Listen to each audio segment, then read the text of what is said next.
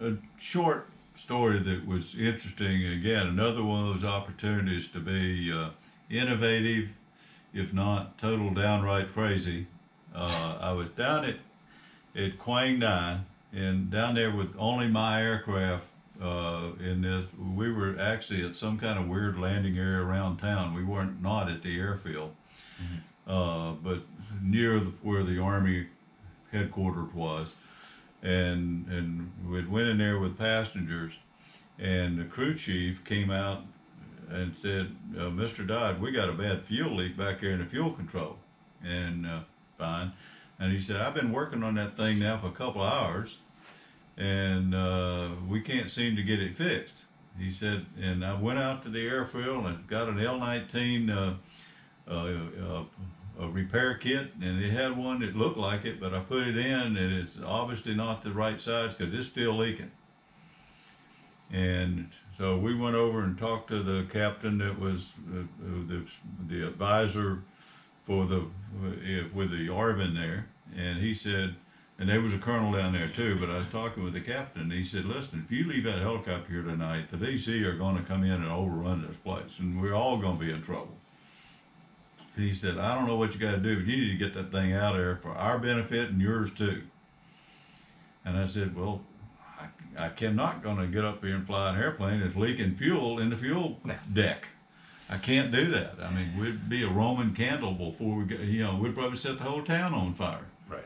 That ain't gonna work. But I don't even want to hover it doing that. I don't want to be near this thing with it leaking fuel back there on the fuel deck. Right. This is a hot turbine engine. The rotor's going to blow it right back into the turbine, right? And anyhow, we started wandering around, and there was some sort of a motor pool kind of maintenance area there, and we started looking around trying to figure out what to do, and I happened to notice there's a rubber band laying there on the floor.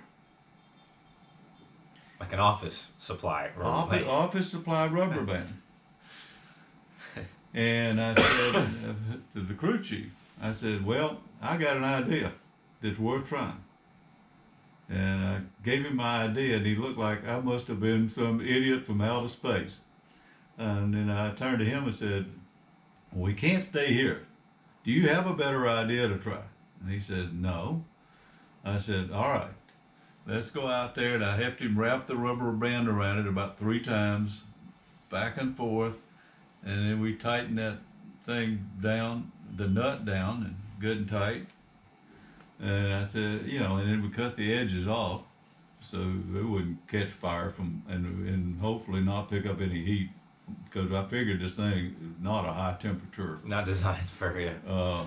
This is not standard aerospace quality stuff here. Right. And by this time, it's on the verge of, we knew it was going to be dark by the time we got back to Da Nang. And everybody getting nervous, and everybody putting pressure to do something. Said, "Okay, I will tell you what I'll do. Everybody stay away from the aircraft. I'll get in the aircraft and start it up. And you with the cowling open, and you watch and see if it's leaking." And I cranked it up, and we ran it about 2 or 3 minutes, and it was not leaking. And so I shut it down and let him check the tightness, and it was still tight. And he put a little more torque on it. I said, "Okay." I started to back up. I said, "Okay, close the cowling, you get away, and I'm gonna pick it up to hover. Stay at a hover about 5 minutes, and 5 to 10 minutes here, and just see." Basically, get the engine hot. Get the engine good and hot. Right. And I did, and it didn't blow up, because I figured I was ready to slam a thing down, undo the seatbelt, and right. DD Mau. But I didn't have to.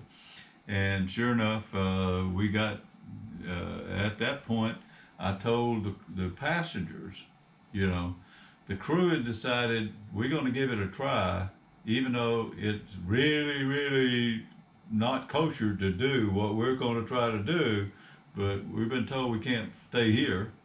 And I know full well if we show up at Tam Key, they're going to give us the same message. So we're going to give it a try.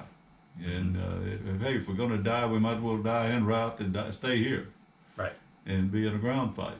and with mortar attacks and lose the aircraft and the whole routine. And so anyhow, I got to end up. It turns out a couple of the guys that were passengers said, oh, if you're crazy enough to try it, I'm ready to go with you. And we got in the aircraft and got it. And by the time we really got airborne and headed out of Quang Ngai, it was starting to get dark.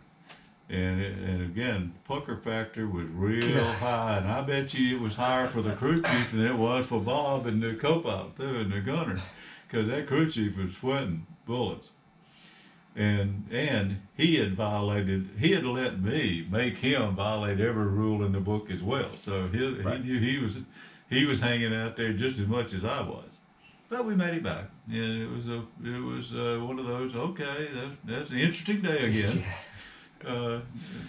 We didn't have any trouble with boredom. And, that night. and then I think you said, like, let's just not talk about this. Yeah. Oh yeah.